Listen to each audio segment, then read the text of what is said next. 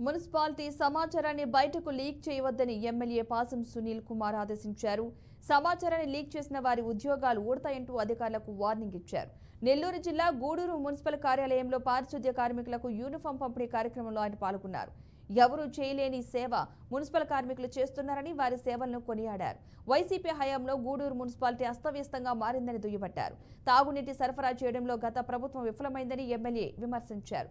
గతంలో ప్రత్యేక అధికారి పాలనలో మున్సిపాలిటీలో భారీ అవినీతి జరిగిందని ఆయన ఆరోపించారు. వైసీపీ ప్రభుత్వంలో చేసిన ప్రతి పనిపై విచారణ చేయిస్తామని సునీల్ కుమార్ వెల్లడించారు.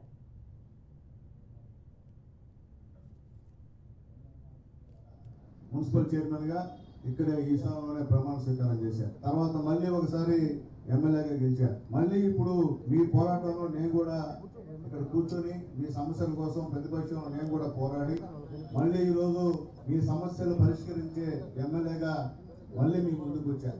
ఎందువల్లంటే నాకు నిజంగా మీరందరంటే అభిమానం అమ్మా.